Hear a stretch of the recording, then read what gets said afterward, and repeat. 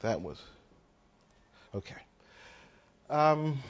It's a pleasure to be here visiting with you today, and I am hopeful that as I talk, you will we'll find a way to engage in a conversation about this work rather than my lecturing at you for many minutes. And there are at least two reasons for that. I'll give you the mundane one first. I got a cold, and when the plane I was on took off this morning, and my ears clogged up, they never declogged. So having conversation will help me sort of stay grounded and not just in my own head. So that'll be great.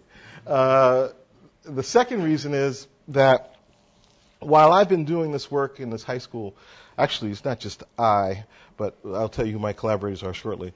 We've been doing this work for a long time. We were probably working in this particular building, probably in our 7th year maybe. And so I've talked about one or another aspect of this work a lot over the years, but the spin I'm going to take on it today really is the first time I've ever done it. So the other reason I'd like some interaction is that, it's sort of like these aren't a set of ideas that I'm sort of convinced are the right ones or the right way through this material. So having a conversation about it would be great. First, let me tell you who. These are the people that make this work possible. They are both the staff at the school and a bunch of professional and professional peer colleagues and junior colleagues that I've worked with over the years to get this work done. So they are very important in the doing of this. So my colleague and friend Ron Marks, talking about some work that he and I had done for a lot of years together, said, the reason we do this work is to increase the achievement and opportunity for mindful engagement for all students really in all communities, but especially in urban communities. Now you'd think that would be, you'd think we have solved that by now. You'd think that we'd be on to other problems. Well, we aren't. And I want to talk about a particular aspect of this challenge today. And I guess what I'd like to do is illustrate research and scholarship that blends service design and theory. That's a lot of words, but it's like maybe some of you who work a lot in schools will resonate with the following dilemma. The dilemma is this. When you do this kind of work, it may find its expression in curriculum, or it may find its expression in technology. It may find its expression in professional development. But when you have a long-term engagement with the school community, for you, or at least for me when I do this work, it really isn't about curriculum. It's not about professional development. It's not about whatever else I said it could have been about. It's about improvement, and it's about change, and it's about being of service to that community. But perhaps 90% of the talks I've ever given about work of this sort that I've done has been about what I think of as program effects. It's been about the effect of curriculum, the effect of professional development, and it has not been about the improvement of a community. And when Andy gave me the opportunity to come speak with you, I sort of, you sort of say, you have these things that gnaw at you, and you say, I got to work my way through this.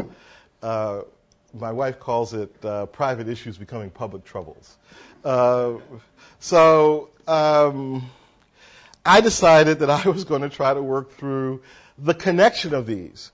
Because, in all the work that we do, especially with these detailed learning engagements in individual schools, we have a sense that the community itself has changed, and we have a sense that the reason we got involved in the first place was that, but we have a devil of a time talking to our colleagues in the academy about that work. We often can talk to our school colleagues about that work because they are interested often in the proximal effects in their community and not interested in more general problematizing and casting of the work. So I'm going to try for one case of working with this high school to do both things today. I'm going to try to talk some about why I might care about these general problems of improvement, give you the case, talk about some of the program effects, and then finally, and sort of most unconfidently, talk about problematizing institutional improvement. So in the first place, I want to, again, always invite you to comment whenever you like. I want to talk about coherence as a key element. I want to motivate this talk by talking about the attempts to build coherence. And I want to talk about what we do, that is our group, that group of people I showed you, at least most of them, are engaged. We are kind of technical assisters. That's the name I've given us. We sort of believe we know stuff about the domains, math, science, blah, blah. We know stuff about technology. We know stuff about professional development, maybe. And we provide assistance in the technical core to schools. That's what we think we do. And we believe that that technical assistance is coupled somehow to improvement. I want to talk about a specific case of improvement in one high school, Clemente High School in Chicago.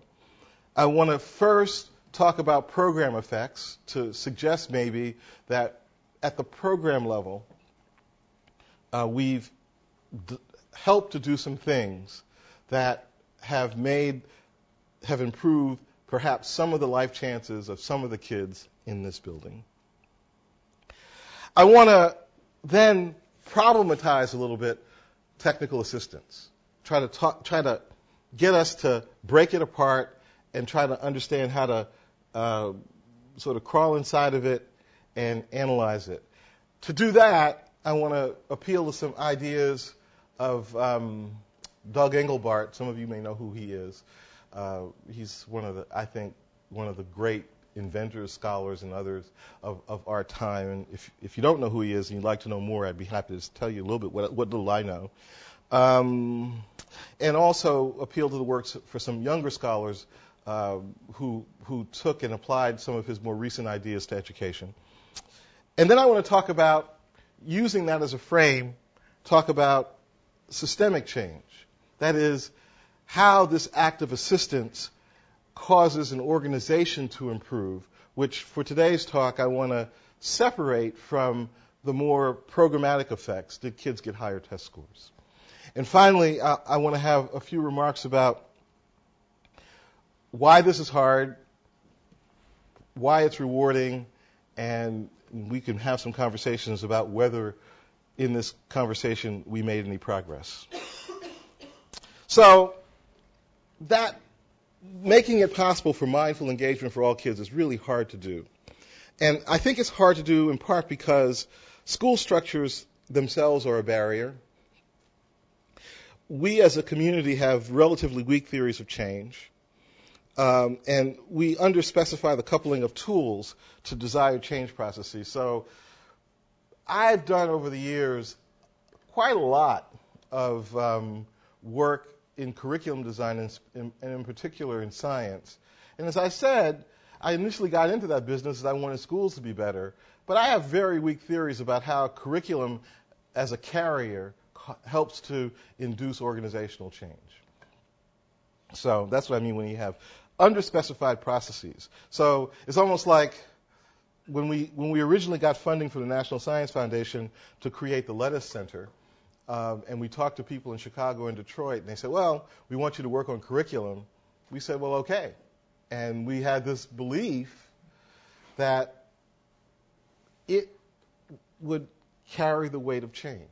And maybe it did, maybe it didn't. We didn't really have good ways to think about that, and I think that we still are relatively underspecified in that regard. Schools themselves are are these places for decontextualized observation of practice. Mostly adolescents, in spite of all the reforms that we've mounted in both, primarily in middle school, but also in high school. If you go in most high schools in the United States today, you'll see this, what I'm doing now, imparting information or trying to. I gave a talk a couple weeks ago at a high school in suburban Chicago. My wife and I gave this presentation there, talking to them about potentially being partners of ours in a new effort we're mounting, trying to understand reading in the content areas. And there's this kid who had this T-shirt on that's been around for a long time, but the back of the T-shirt said, "Is it June yet?" And lots of folks in most high schools in the United States today are bored to tears. And so, and there's a lack of coherence on how to make the community better. We do lots and lots of things, but we don't have very good ways to reflect back on how the things we're doing will help the community get better. So I think this lack of coherence is just the enemy of children and teachers.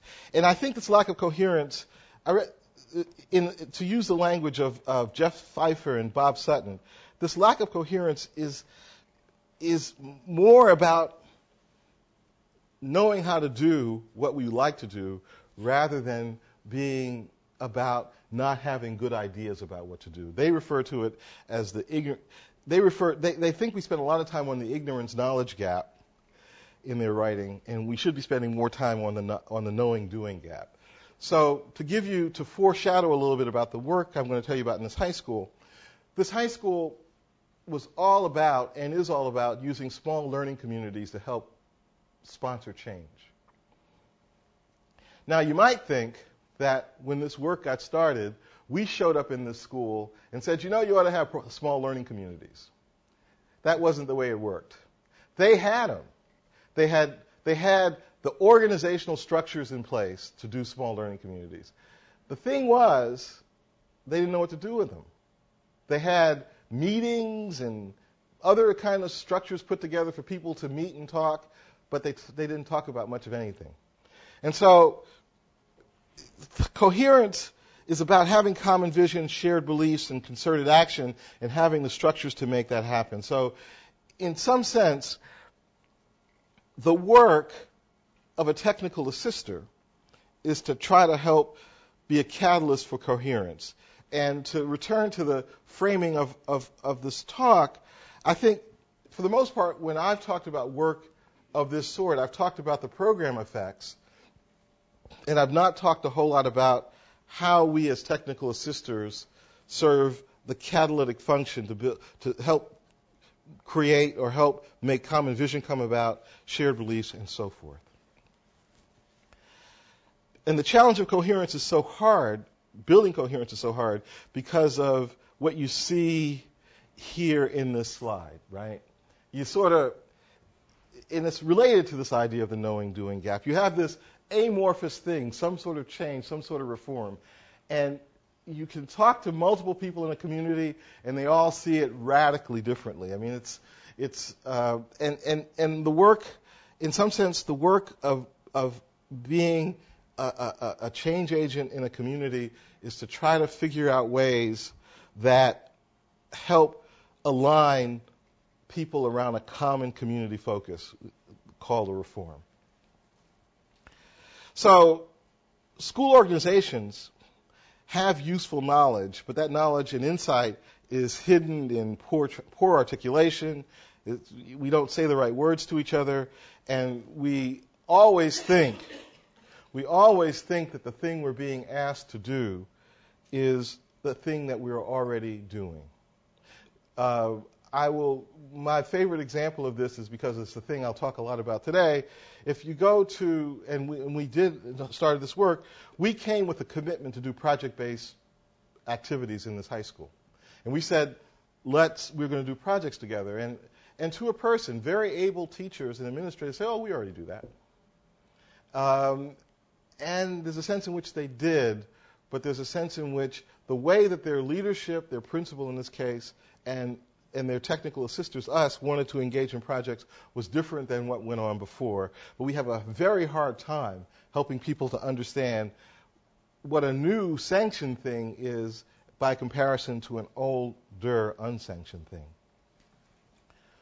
Part of, I think, the reason for this is that, as I think we've known for a very long time, schools are very loosely coupled organizations, which means to us that the practice of teaching is very private. We don't, as I said, have a common language to talk about what we want to have happen.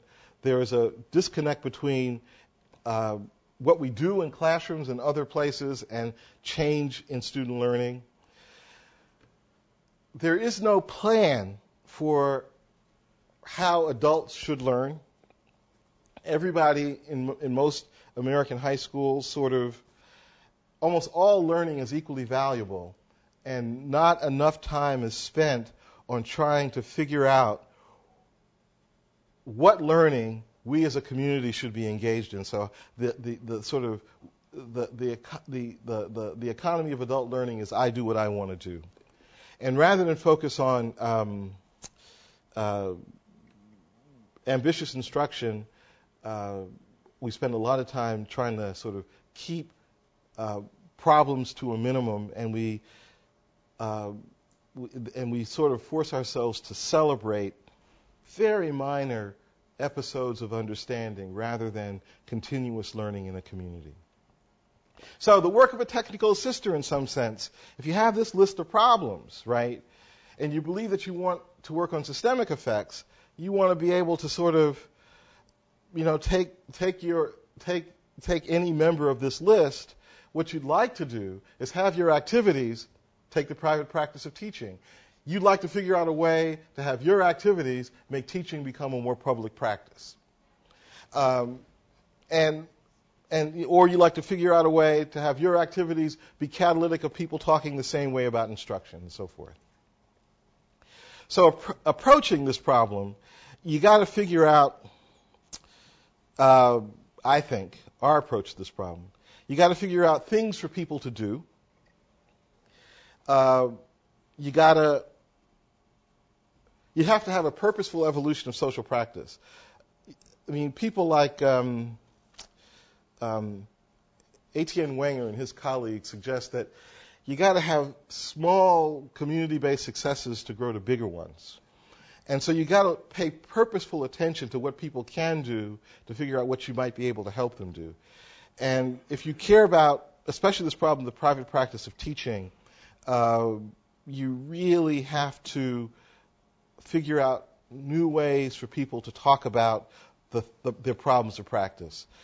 Here, actually, I'm not going to talk very much at all about technology, but the point is still the case that tools, in this case, I want to spend a lot of time today talking about a kind of curriculum as a tool.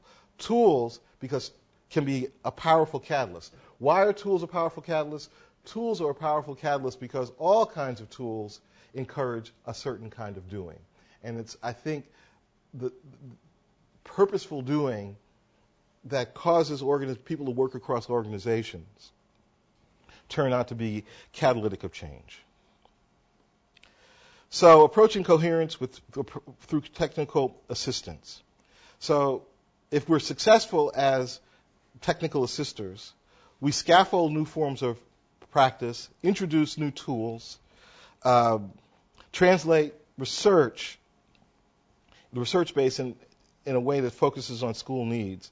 But in order to do all those things, and this is sort of, I think, the reason why I want to engage in a conversation about this work as scholarship, external partners need good theories of change. You need you can find certainly this form of technical assistance in practice all over the country. Maybe you've done some of it.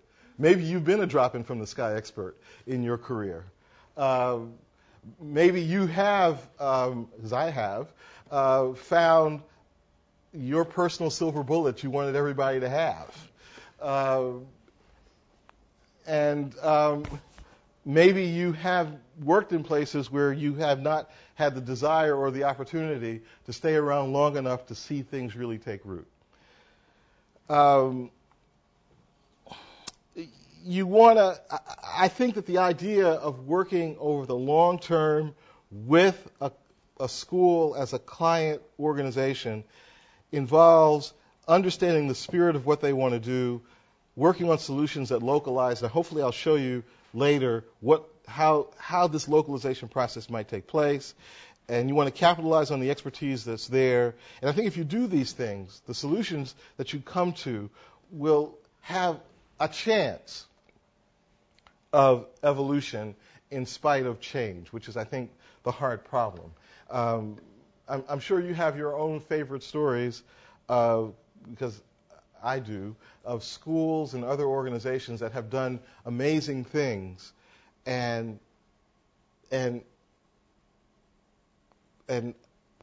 catastrophes hit them. Like, among the most famous of these is they lose a dynamic leader and it all goes to hell in a handbasket. My hope is that if we build solutions that evolve, there is some chance, I don't think we have any evidence, but there is some chance that those kind of organizations will be sort of productively resistant in the face of catastrophic change. I'm going to skip this and go on to say that the work that I'm going to tell you about is anchored in something that we want to call ambitious instruction. As you look at our curriculum, you can be the judge, since we in our work sort of go round and round about what is this ambitious thing. You could be the judge if we're asking kids to do ambitious things. So we want to create, we like to catalyze new professional practice rather than monitoring routinized work. And we, as I said earlier, want to pay careful attention to existing social practices. And to the extent that we have been successful in this school, I think that a lot of it has had to do with starting our work in classrooms and being concerned with the day-to-day practices of teaching. So, and the way we think about ambitious instruction, it needs to have reflective teaching practice, public teaching practice. In some sense, it's the reverse of the slide I showed you earlier, continuous adult learning, and being able to take advantage, this last point, of generative capacity to learn from your past experiences. So, all that was by way of two things to try to do. One is to try to make the case for the importance of coherence on the one hand, and try to make a case for the fact that a set of activities that we might want to call technical assistance can play a role in helping an organization, in this case a school, work toward or approach coherence. So I want to talk now about a specific case. But I will stop and ask if you have any questions before I do so. Or disagreements. So the case is Clemente High School in Chicago. So, and I want to do a little bit of Clemente context. I'm going to give you a quick précis of all the things that we do at Clemente. So when I show you some program effects, you have to keep in mind, as I'm sure you will note, that these program effects, these program effects are a function of all the stuff we do.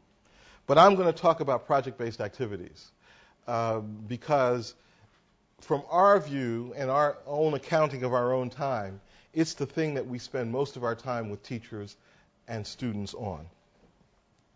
But I'll talk about program effects in a number of domains. And then I'm going to shift to talk about system effects. I want to talk about not so much how we demonstrate that kids are learning stuff, not so much about what makes a good project, what makes a bad project. I want to talk about, can we begin to think about how Clemente High School as a place is evolving along with us in this technical assistance role, and how might we get some information or begin to come up with a set of concepts that helps us interrogate this process of change. So the case context is the Chicago Math, Science, and Technology Academies. This was a program created probably 8 years ago in Chicago under the former administration in Chicago. So by definition, the Chicago Math, Science, and Technology Academies no longer exist as a program. They went away. But what they were at the time were a school within a school effort. And so the goal was to make a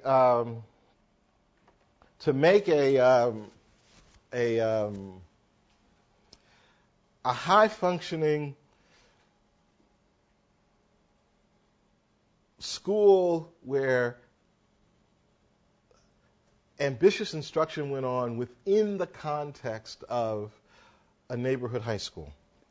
And the city of Chicago created 10 of these or 12, and they gave each school a bunch of money to build it. They required that they have a university partner, and if you signed on as a university partner, you had to sign on at least to get a graduating class through.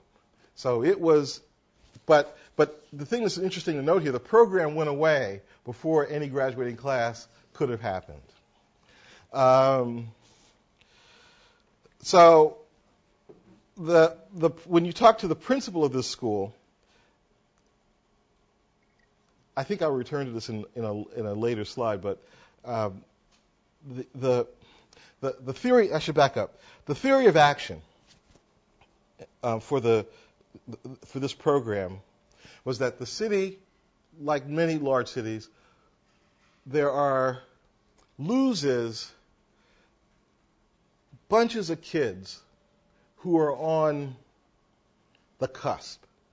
So lots of cities, New York is a prime example, have these special schools. And kids take tests to get into these special schools. And the schools, as traditional schools go, are pretty interesting and sometimes very good places. But the question is, what happens to the kids who are just below the ones that get in? And so the city of Chicago said, well, we'll create these MSTA-like things, and they'll do two things. They'll stem the tide of kids to parochial schools and stem the tide of parents moving out of the city. So that was the theory of action of these programs. If you talk to the principal, I'm only telling you about one of these, but we were fortunate in this work. We were asked to be the technical assistance partners to two of these high schools.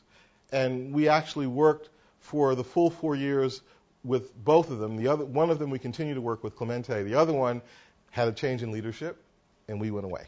But nonetheless, the principal in the one school that is the subject of the case today, her goal was to make high school no longer a terminal degree for a lot of kids. She wanted the kids to use technology to teach themselves. She wanted to introduce high schoolers to careers and opportunities in the information society, and she wanted to bridge the digital divide between low-paying jobs and high-paying jobs. I mean, that's the kind of language that she used.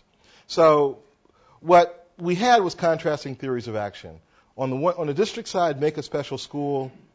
On the local side, create a place where kids who had an intrinsic interest in math, science, and technology, their use in classrooms, could be a place to go. On the district side, their goal was to say that kids who had Stay 9-5 in reading and above got to be members.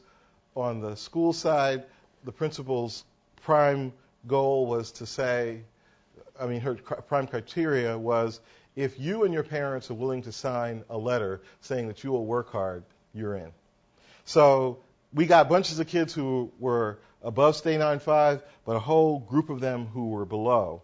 But having said that, it would be unfair not to point out that the fact that you and your parents show up on multiple occasions to sit down and have a chat and leave signing a letter saying you're willing to do this work, even if you don't do it, means in some sense we had sort of a special group of kids in our school within the school. This is Clemente High School. It has roughly 2,200 kids distributed as you see there. Like much of the part of Chicago it's in, which is a gentrifying neighborhood. And actually the school as a whole graduates on average more kids than the average Chicago high school, right? The average Chicago high school right now graduates about 54% of kids. So Clemente actually does better. But Clemente, like many high schools in Chicago, is currently on a high school watch list. So as technical assisters, we had a program of support, and we did a lot of stuff. I will return to this at the end, but it's important here to note that, and I said on my first slide, I said all the sort of the foundations and other people who supported this work, but it's really important to note here that part of the work that we do in this high school, though not all of it, but a noticeable chunk of it is paid for by the school itself. I think that's very important. They pay a relatively large sum of money every year to us to support staff to do this work. But we did a bunch of stuff. I put these things in more or less the order in which we spend our time these days. So the biggest thing that we did in this school, I think, is bring a project culture to the school. That was the thing we set out to do. They said when they wanted to engage us, we said, well, we're happy to work with you, but this is the commitment we have. We believe that sort of inquiry-based learning is very important.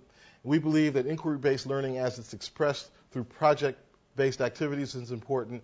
And further, we believe that these kinds of project-based activities, if they are engaged in a multidisciplinary way, are very important. I should say the evidence in the literature to suggest that we could be as demanding as we were is relatively thin, in my opinion. But nonetheless, we had those commitments, and they bought into it to the extent that in the MSTA itself, every kid every year does 2 multidisciplinary projects of some size. So in the fall they do one, and in the spring they do one, and it's a big part of what it means to be there at that school. So we do a bunch of teacher development.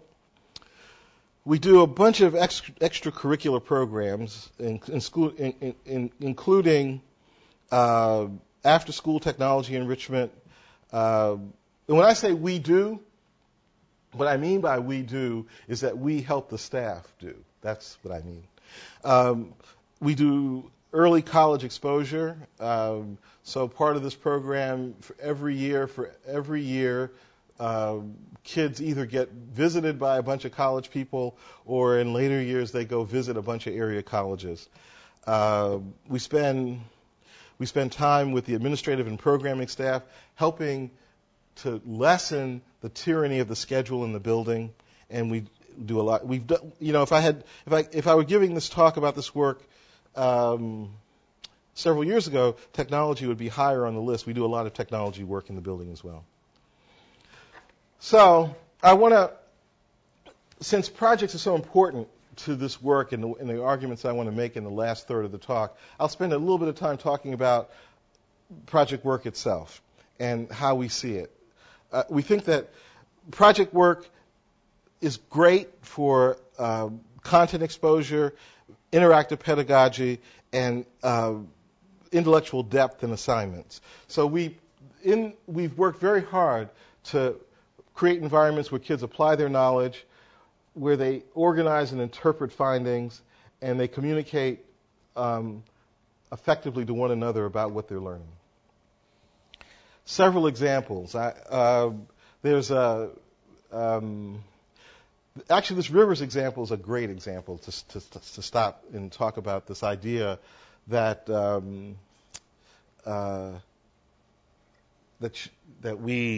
when you encounter how new things can be seen through the eyes of old things.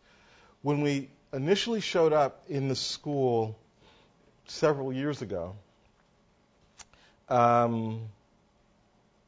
and talked about projects, people say, well, we do those. And we said, and further they said, we do this Rivers project, and we want to work with you, but one of the conditions is we have to continue to do the Rivers project. And we said, so what is the Rivers project?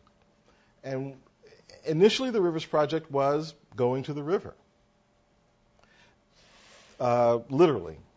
And the Rivers project over the years has changed to be, to one, tie it to multiple disciplines, to have it involve genuine analysis, and to do things that aren't done at the river but might be related to what's going on in the river, like traffic surveys and sort of mapping land use in the area. So what used to be a trip to the river is now a multi-week activity that has a presence in the science classroom, the math classroom, the English language arts classroom.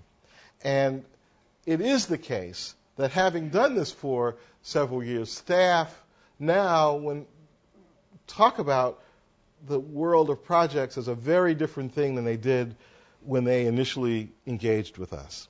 Another example, in auto buying projects where kids learn what it means to have to buy a car, what kind of life you have to have in terms of your earning power to buy the kind of car you want, and things like that. I'll say a little bit more about this project, the Earth Summer Project, where kids in environmental science and world studies, they conduct research on 12 developed and developing nations. They understand what it means to work and solve problems in water use, energy resources from the perspectives of those nations. They engage in information gathering and use technology like visualization technology to help analyze data. There are videos embedded in here, but I will sort of skip them in the interest of time. When do I have to be done, by the way? Okay. And in this work, as I said, information gathering and evidence is very important. And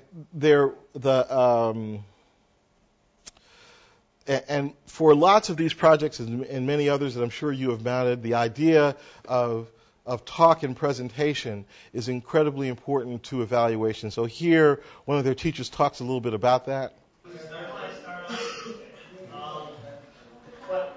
this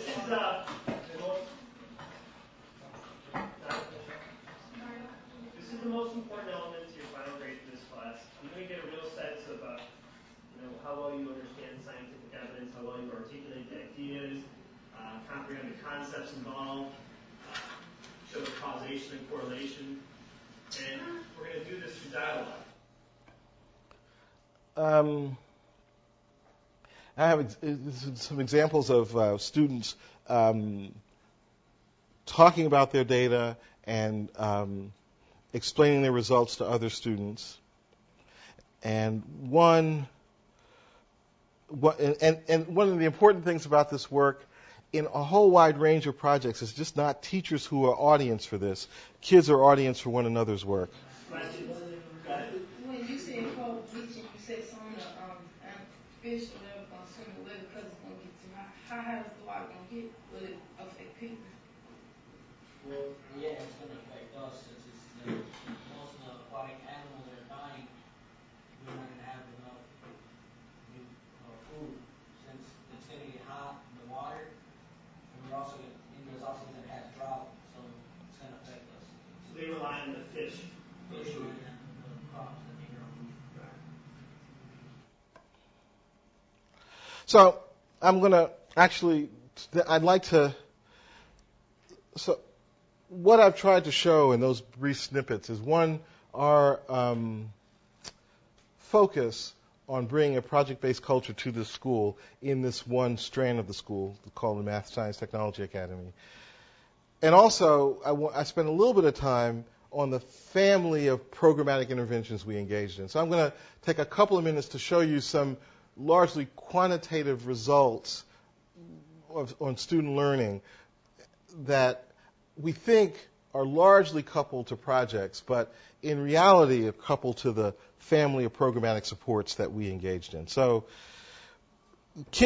so what we have is a very nice little natural kind of experiment. We have this one core of MSTA students,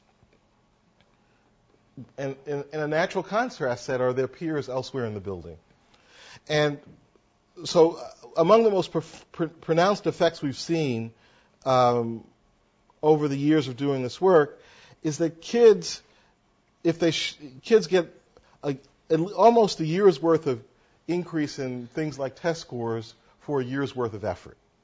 And this is true of kids who show up at grade level and true of kids who show up below grade level, and it's true in math and science. So a little bit more. So if you look at each of the classes separately, you see the reading effect, and you see the dropout probability effect. And what these data I call out separately because what they are we worked with the Chicago Consortium on School Reform, which has data from all over the city. And so had data from these kids had data on these kids in their feeder elementary schools. So we could do things like control for on-entry achievement. We knew things like SES for the kids when they showed up. And so we were able, with the Chicago Consortium's data, to do a relatively fine-grained analysis of these kids and the potential effects that our MSTA, school within a school, had. So you see effects on absences, showing up is very important, and kids who are in the school show up more often. And basically, what I'm trying to show you here is that you get essentially the same pattern of effects over multiple years of this intervention. I want to now change gears to sort of say these are the kinds of things that you hope to happen when they engaged us, right? They engaged us. They wanted us to have more project-based work. They have that. They wanted some evidence that the kids were doing better. We think they have that. So much so that in recent years it has been the performance of the kids in this Math, Science, Technology Academy that has kept the school as a whole off the probation list. So we think that there are interesting program effects to talk about. But another question, which I think is equally important, and perhaps the reason we started to do this work in the first place, are there system effects? Is the environment itself changing? You had those effects in the school that didn't stay with you? Yeah, we did actually. We did. We did. I think that the. So what was your thinking? Why they left? Well, I think the short answer is I don't know. But I can tell. I had lots of conversations with the new principal, and she talked about the budget implications of staying with us. She talked about how some of her teachers in the school viewed this MSTA effort as a cream skimming effort. So she talked about the fact that some of her staff came to her and said that this MSTA thing got all the best kids. And she said, our last conversation was, give me a year, that woman, to give me a year to get my get my sea legs in this new place, and we'll talk again. We never talked again, really. This has been now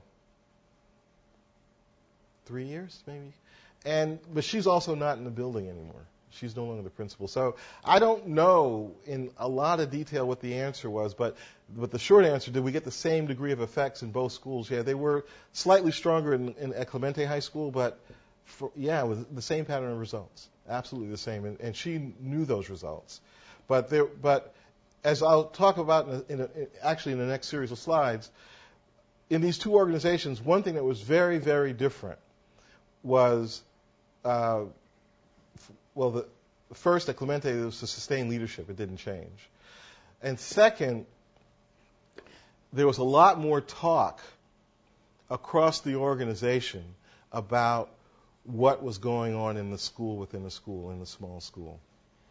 And so much so, which anticipates a couple of slides ahead, that the school, Clemente High School, has its faculty voted 2 years ago now to restructure itself from being a large comprehensive high school to a consortium of small schools. So rather than being sort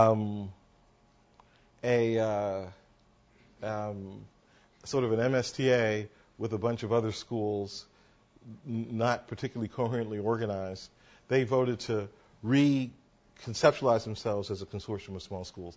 And I think that a lot of that had to do with the fact that the principal allowed there to be crosstalk among the MSTA teachers and staff. So what you had at the end of this 4 years was a cohort of at least 16 teachers who had a different kind of practice and who were willing to share that practice across the building. So Clemente last year was just this core, the MSTA, and a bunch of other people. And their plan for growth is to create, to keep the MSTA and to create 5 other small learning communities, which will be the building. And 4 years from now, what they hope will happen is there'll be a consortium of small schools within the building.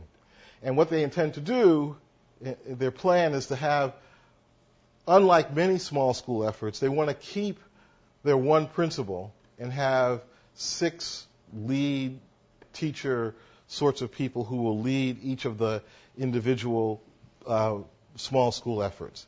And we've signed on to be the technical assistance agency to help in this transition. So our goal is, our theory of change in this technical assistance effort, as I said, is to catalyze new routines and information flows, support new ways of work among teachers, and to create a sustained improvement infrastructure. And by an improvement infrastructure, as I said earlier, we're trying to follow on this notion that Doug Engelbart talked about in 1992. And I'll come back to that in a second. But our belief here, and has been our tacit belief since we started, is that the school has some existing programs and classroom practice. They want to engage in some new initiative. Our support helps scaffold that.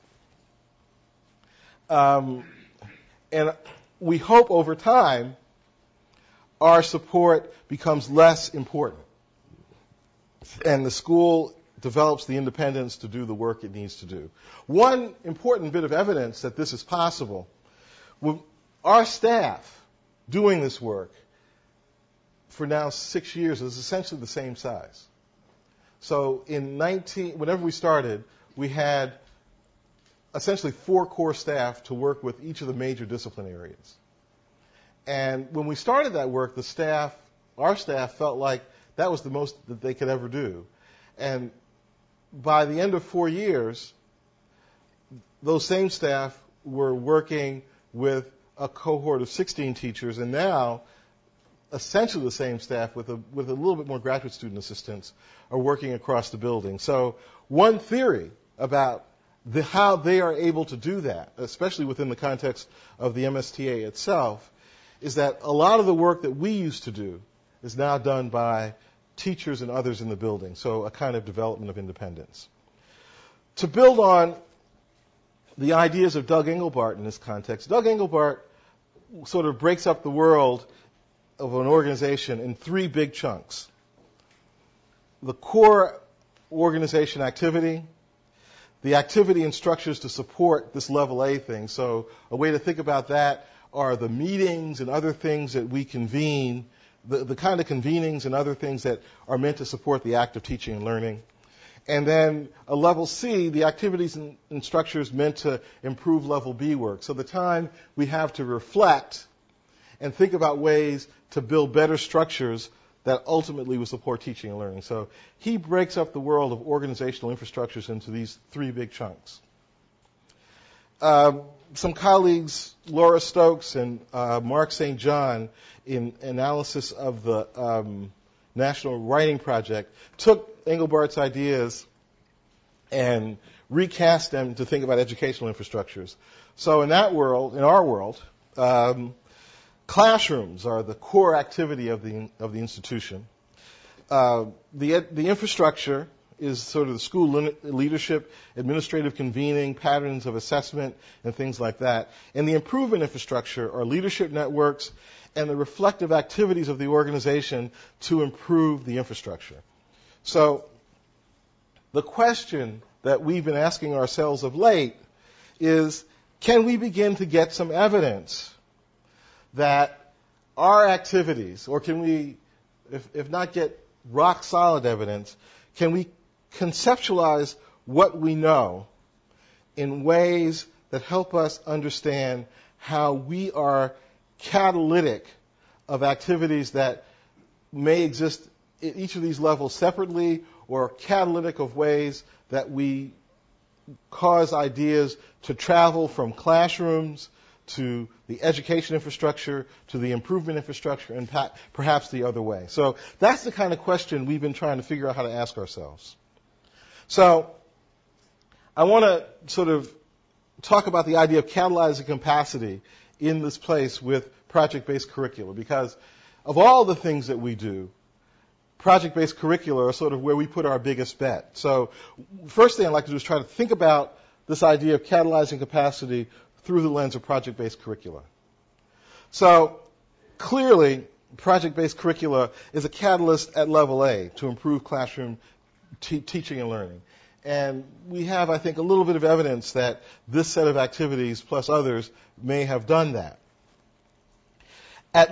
We also think it turns as a catalyst at level B because it is the kind of activity that creates the need for project planning and discussions, and the need to improve the infrastructure is now discussed in the building, and including creating new student cohorts and needing sort of better technology access to do projects.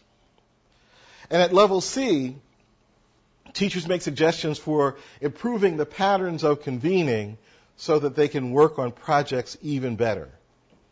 So they can do better project planning. They sort of talk about the meeting structures having to exist to create more common planning time throughout the day. So we think there's a way to think about project-based activity as a kind of thing when inserted in the organization is catalytic of activity at level A, the core work of the institution, level B, the processes that support that, and the sort of the reflective processes that happen in the improvement infrastructure. One way to see that, and this is not MSTA data, these are newer from one of the small schools, the JCLA small school, which stands for Journalism, Communication, and Language Arts, I think. We recently sort of tried to do a meeting content analysis of the JCLA small school, which we've been working with now for 2 years. So we can look at their meetings in terms of two big categories. The amount of time they spend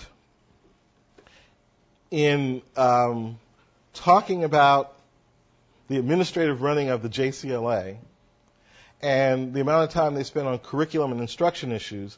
Also, the amount of time these things appear on the agenda, and the amount of time that they are in fact on the agenda. What's important to note here is that in JCLA last year, there was relatively little project activity. And in JCLA this year, there's been a bigger increase in it. So one of the things to note here that in JCLA, first of all, they don't have a huge amount of intent to talk about curriculum issues, but they have some. But they only got it done once last year. What they did this year, primarily because they did a huge election project that required that they do a lot of work together, they created another meeting that was only focused on, that they demanded only be focused on curriculum instruction issues. And as you can see in that meeting, they devoted that entire time to doing work to discussing and working on the work of curriculum. I want to try to then now just revisit this idea of why project-based curricula might have this catalytic effect and contrast it with why perhaps other kinds of help might not. So I want to revisit what happens with projects, and then I want to talk about what we might do with technology. So in the case of projects, we think project-based work improves instruction at level A.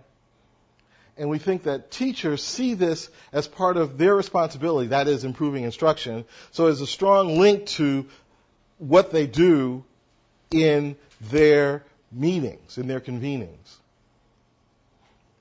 Therefore, the activities of projects spread to the discussions in the level B kinds of work. But contrast that to, technology help, something that we also do a lot of, fixing computers and the like. Here, important instructional projects can't happen in many cases unless the technology is there to help it happen. So part of our technical assistance work is in the business of making the computers work, for example.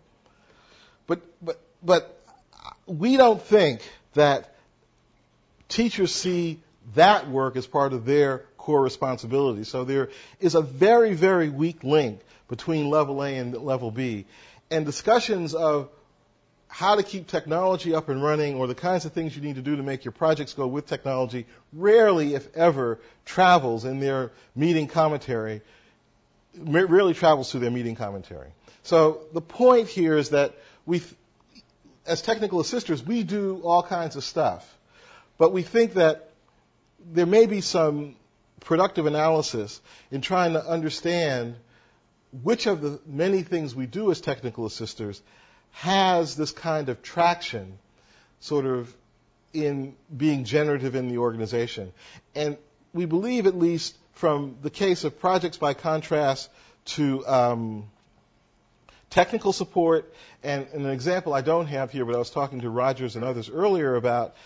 Also, another thing that we do in the school a lot is helping teachers build after-school clubs, which are very productive educationally. But when we try to look at what teachers talk about in their sort of instructional conversations, the activities of our activities in helping make after-school clubs rarely sort of turns out to be interpersonal work. It seems to stop and be isolated to the people who build the clubs themselves, and there's not much travel in those conversations. I think that this little bit of looking at the JCLA data suggests to us that level A can catalyze level B for certain kinds of things. Teachers created additional meetings to discuss curriculum issues because of the needs of projects, because of the needs of the work.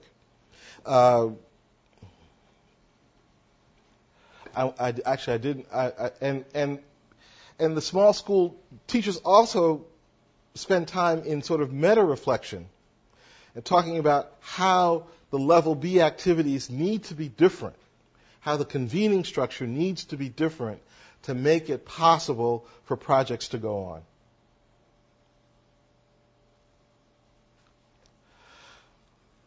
So I want to make a couple of summary comments and then a couple of concluding remarks. First, I hopefully this conversation has sort of raised anew the specter of why coherence is so difficult to accomplish and the connection of coherence to change in schools, and that it is at least possible to move toward coherence in a large urban high school. through demonstrating powerful programmatic effects, and that those things might catalyze systemic changes or provide a context for catalyzing. I mean, when I say that, I mean that I don't think any of this level A to level B movement that may exist would be possible if the technical assistance activity in the first instance didn't have demonstrable programmatic level effects, because there would almost be no need to do it. So, 3 concluding comments. Sustaining change requires long-term commitment to the context. I mean, I think that our work here probably demonstrates that to me more so than lots of other work I've done over the years. I first met the principal, the woman who's the principal of this school, in 1995. She came to Clemente probably in 1997. We got there in 1999, roughly, and the first MSTA graduating class was in 2003. This is really important at the level of trust, because we, in many ways, in order to work with us to do this MSTA original small school within a school effort, this community had to jump through lots of hoops. Not the least of which was that she had to have enough confidence in us to essentially, as I said, the City of Chicago gave them a budget to start these things. Fully half of that budget she gave to us. That's a big commitment. We asked teachers who had not done projects before to spend a huge amount of their time on projects on the promise that their kids would do better. And the only way we were able to get that done was that we had a history with this principal, and she was willing to tell her staff, I'm not sure these guys have it right, but give them a little bit of rope. So I think doing work like this requires lots of time. Consistency and focus. I mean, without a doubt, the folks who are in, to help you understand, the people who do this work, my colleagues, most of my postdoctoral colleagues, basically, they have offices at Annenberg Hall and Northwestern, but they may be there 1 day a week, maybe. I mean, they spend day after day working at Clemente High School, focused on what adolescents do every day. They are in teachers' classrooms. They are focused on what teachers do every day, and it's clear that they believe that as they learn and teachers learn, the community gets better. And in short, they're sort of part of the everyday fabric of the building. This cannot be underestimated. If we look at a comparison of our work in this MSTA with the 9 or 8 others that got created, 1, they were a lot cheaper, and 2, people spent a lot less time in the physical building. It was much more like, the traditional I'll show up and give you a workshop kind of engagement rather than living in the building. Finally, reciprocal relationships. I think that from its inception, we were fortunate enough to have a set of staff that where mutual respect was the order of the day. And mutual responsibility. The school pays for this work and we promise to deliver. But one of the biggest problems in doing this work is what I think of as asymmetric authority. We, at the end of the day, we have no authority in this building. Our authority is all based in trust. And sometimes we see things going on that we believe to be harebrained, but they go on mostly because I think the people there probably know more than we do, but even if they didn't, they have the power that we do not have, and that is often problematic. But I think that on the upside, there's a definite sense of shared mission here, and that the people who do this work, both the staff and the school, I think as a function of the MSTA as a kind of pilot project, really have this shared sense of mission that we can really sort of improve the lives of kids if we work better together. And of all the work that I've done in Chicago over the last 10 years or so, this work has been the most rewarding for me on a number of scores. Perhaps the most important is this very proximal work, right? It's very, very proximal. If you work with a group of kids for 4 years and you go to their graduation ceremony and they stand there and tell their teachers that they just wouldn't have gotten this done were it not for them, you sort of feel like this is why I do what I do. And it's sort of funny. I'll close with a story. I mean, I remember when this work got started and the principals of both these schools called up my dean and said, we want your school to be our technical assistance partner, and further, we want his group to do that effort. She said no first, and then I said no because at that time most of my work was in middle schools. I said I don't do high schools. I tried high schools once, and I couldn't do it. But finally, because again I had known one of the principals for a very long time, I agreed to do the work.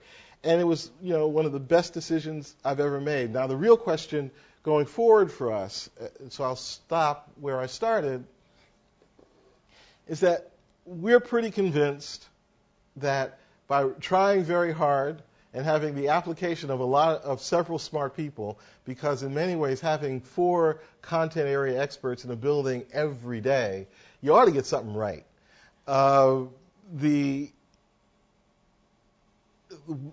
We're pretty convinced that we can help make important programmatic effects to take place. So I think now our challenge is to say, how do we understand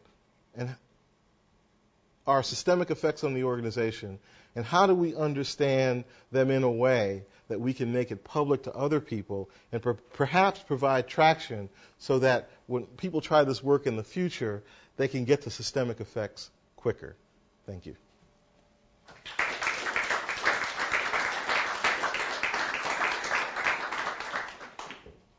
We have time for questions?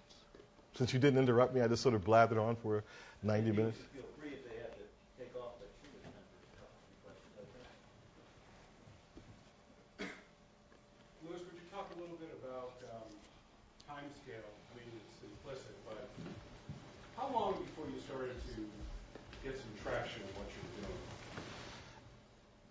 working this way? At least 2 years of doing the work. I mean, the first year was really not very useful. I mean, for us, because we didn't. It's almost like we didn't know these people by name in some sense. It was like, we had to. The first year was learning them and learning us, and the second year we started, I think, understanding one very important thing. When we started this work, so to give you an example of what I mean by that, when we started this work, as you know, we were sort of a science shop, right? And so when we started this work, we said we do science, and maybe we'll do math. In fact, we hired one of your graduate students at that time to do the work, to be our math person. But it became clear through that first year of work that if what you take on is the job to help structure a school, you can't do science and you can maybe do math. You got to do all those things. So a very big kind of learning was, if it's like in for a penny, in for a pound kind of learning, that you got to, if you're gonna help us make a school, you have to help us make a school. And I have to say that even on that dimension, we got a lot of sequestering, which we are no longer getting. So we were working in this building for 4 years before. I don't know, my colleagues might have known, but I didn't know that there was a special school for pregnant girls in this building. I know now, because if you work with the whole building, you got to work with the whole building. So it takes a while to get traction, because if your history, as our history was a kind of curriculum history where the curriculum was the carrier of the reform, we weren't practiced at knowing about all those other things. I mean, our engagements with teachers around curriculum was very focused on working with them to help to, quote, do the curriculum. And it sort of stopped there. And our measures of success were one, we're learning on the one hand, but in another sense, a kind of fidelity. And you have to, and it's not that that's a bad thing, but to do this other kind of work, it requires different learning. And we spent a lot of time doing that. Pat? Melissa, would you say something about the teaching core at these schools and what you thought of them early and what you think of them late in your process? I think that in the first, so we're now in year 6 of this work. I think that we attract, there's a lot of movement of people into and out of this MSTA. And I think we attracted people who wanted to work this way. And they were and are very good at what they do. I think that now, and we saw it when we started to work with the second small school, this JCLA. There was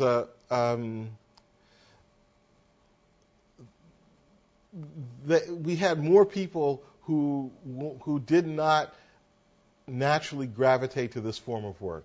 And we had to spend more time thinking about the kinds of project activities that would, in particular, that would sort of scaffold them into this form of work. And we didn't spend as much time with the first core set of teachers in that regard. This is not to argue that one set are somehow better than the other set. It's just to sort of say that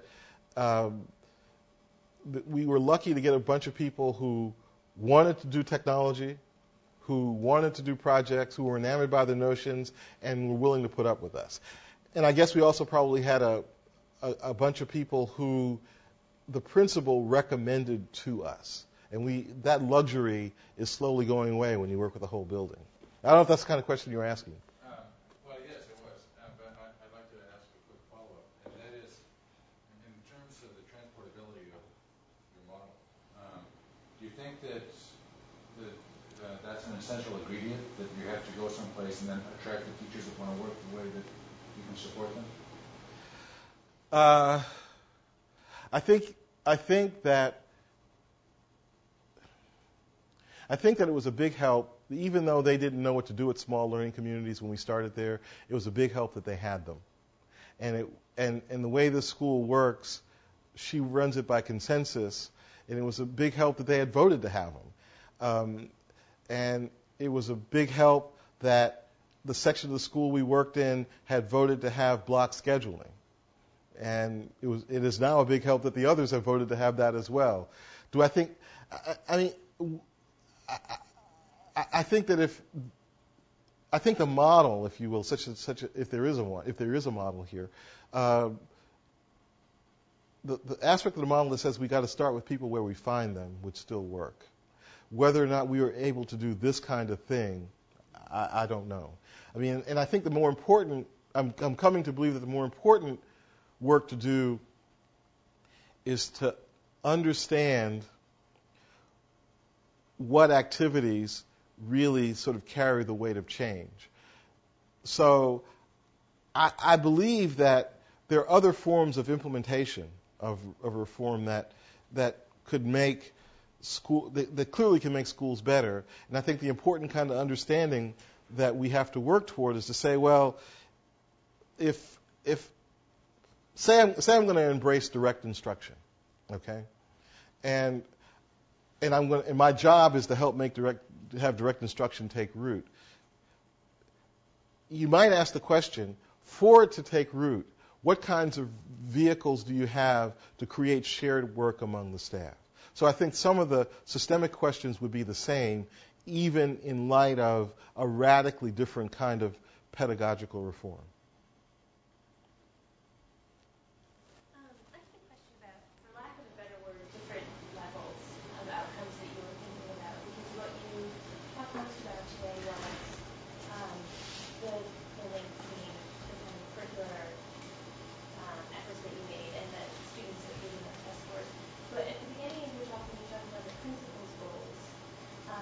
much more about sort of empowerment kinds of issues, and you came back to that in your summary when you talked about giving students a better chance.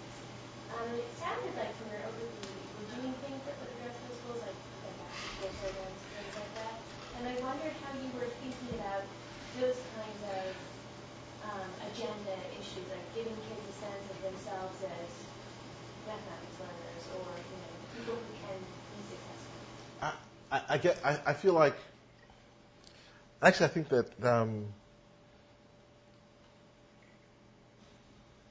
that project-based curricula done properly do that, because I think that in part of what gets that done is giving kids the possibility of doing hard things on a regular basis. And for your broader question, I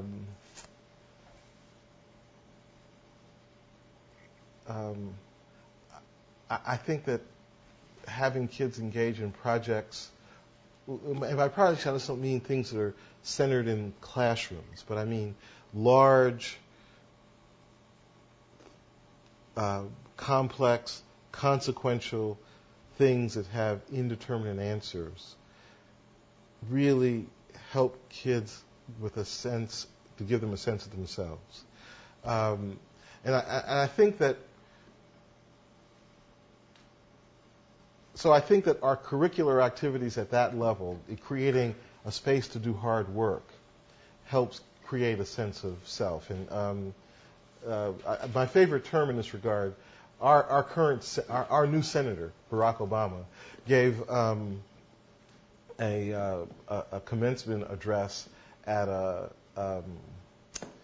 charter high school in Chicago, and a colleague and I went to visit there, mostly because one of our newest activities is to actually start a charter high school. So we were thinking about doing that. And Obama said to this graduating class that it was the job of their school to get them to be full grown.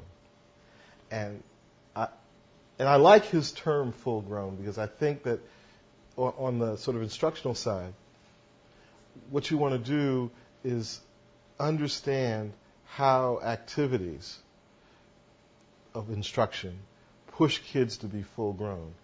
And I think that the way project-based work does that is that it puts you in this space where you have to find resources to get stuff done. I know this is a long-winded answer, but another spin-off of this work, as you saw in our data, kids make a lot of progress in reading with doing this work. And we've been committed to ourselves to sort of figure out why. And What About Projects does that, because we didn't expect it.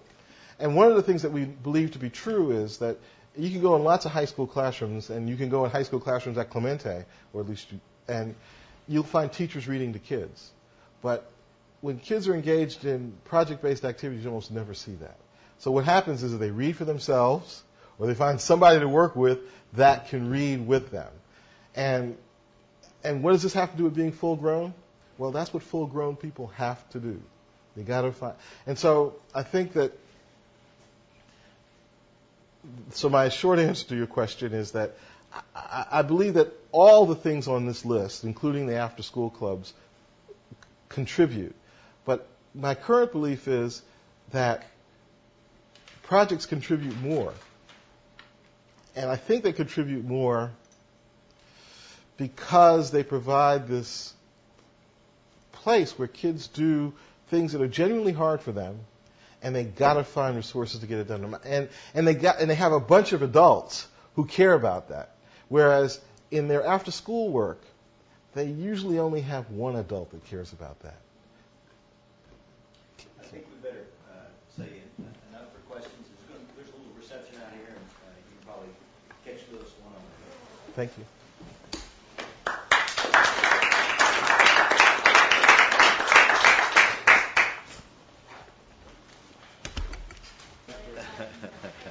Yeah, no, right. Right. Yeah, no, it's pretty amazing. Maybe a point where you You guys, do you ever design like I was curious. I just realized I had a phone meeting at 2 with this. One hand, you were talking about like how we do projects, and it sounded like this whole idea that we and I was thinking, say the idea of doing a project that goes down to the river, it's going to be around for a long time, but you're thinking about like also how projects travel across disciplines, and that. But let me ask. I want to go beyond that sort of interdisciplinary thing, because what I was curious about is there anything that you can design into a project that makes it move across your levels A, B, and C that you I don't know. That's a very good question. I don't know. That this project has to. It's because to me, you're sort of doing geography in a way. You're talking all about circulations. Your coherence is all about circulations and connections. And you say we want this thing to move. It has to get taken up in a teacher meeting, or it has to move to the level of change. You guys don't have a newsletter. I don't know that model well enough, but I was thinking about how design and circulation are. No, I think you're right, but it's not so much projects we want to move. Yeah. We want. But the project doesn't become a kind of artifact that It moves does. stuff. Yes, right. It's the catalyst. But what we want to move is people's reflection on making their work environments better for the work they do. Yeah. And the work they do happens to be projects. Yeah.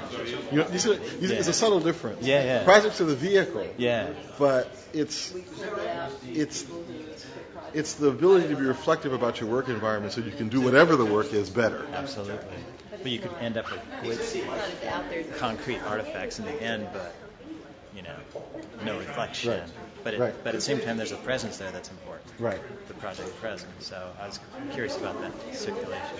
Well, so you think it's a geography notion? I'd like to read more about geography. Well, now. I do. I do. I think you're talking all about connection. You're talking all about all these space-time borders, all these space-time things that you're coming up against. Teaching eventually it'd be nice if it were actually more of a force than just a reporter. I want to read this stuff. Well, I don't know. I don't know if that's going to be true. I'm Gautam Viswa. Hi, it's a pleasure to meet you. Yep, doing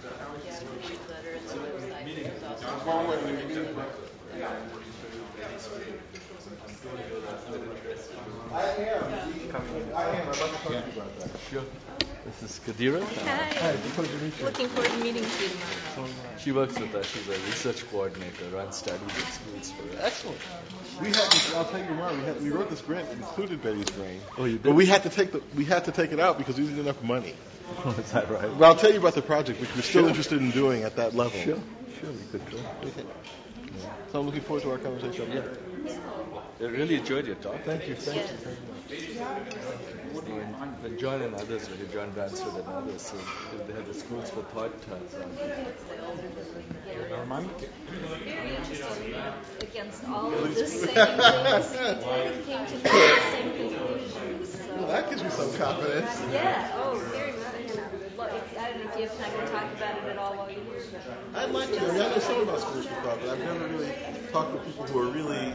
What I know about schools for thought is what I've read, as opposed to people. I've never really talked to the actors a lot. Right. I was their science coordinator. Really? Yeah. Excellent. So yeah, if you have time, we'll that'd be fun. And we're doing a number of similar things here. Rivers Project, Kadira. Interesting. I think we can talk to you about it tomorrow. So I'm meeting you at breakfast, is that the plan? Yeah, I'll come meet you for breakfast and then meet you over tomorrow. Okay. All right. We'll spend an hour. That'd be great. Okay. I'll tell you about this project. Yeah. Thanks.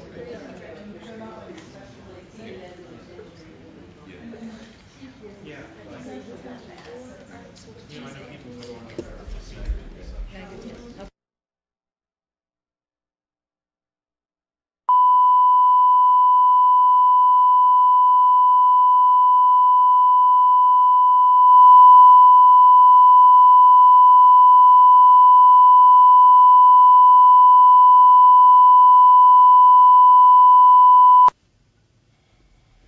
Count to 5 for me, please, so I make sure that... 1, 2, 3, 4, 5.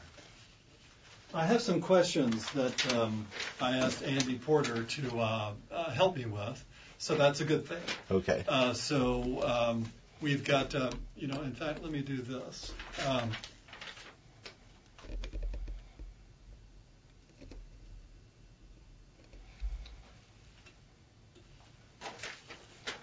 Just please, for the transcriber, spell your first and last name for me.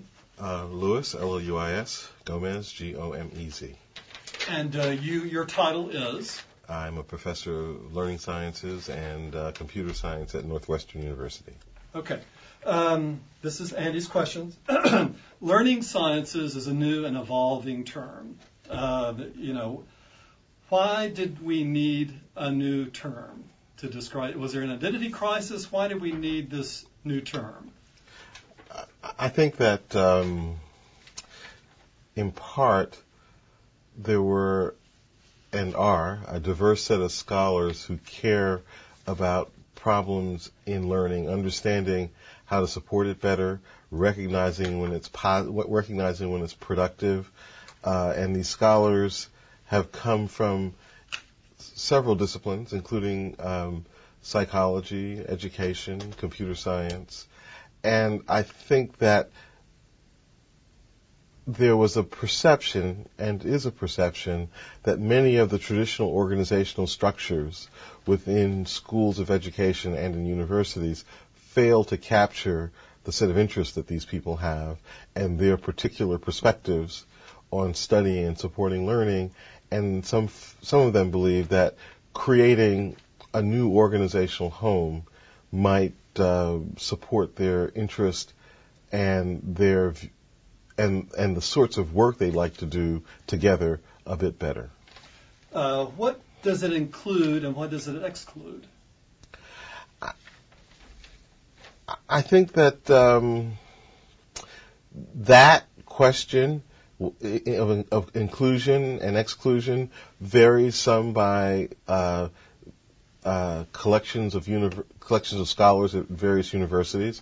So at Northwestern, for example, I think that there is quite an emphasis in lots of different ways on engagement with interventions in schools and in other places as a kind of hallmark of the kinds of work that learning scientists might do. Now, in terms of exclusion, I'm not sure that there are kinds of work that are rigidly excluded, but it is certainly the case that in the first position of the work that we do is a concern for improvement of teachers, children, and others in specific context and creating things, technology, curricula, and other things that might serve as the vehicle for improvement. And so intervention and design turn out to be things that are hallmarks for the way we do this work. And I can imagine that other communities of scholars could come together under the general rubric of learning sciences and have other things that might turn out to be defining characteristics of their scholarship and their research. Good answer. What makes you most excited about your work in the learning sciences? That we get a chance to have a good shot at improving the life chances of kids. Is that the reward for you at the end of the day? All the hard work, all the... Yes. The reward is that I think that I've had a role in doing work that made someone's life better. What do you see as the most important work going on in the learning sciences right now?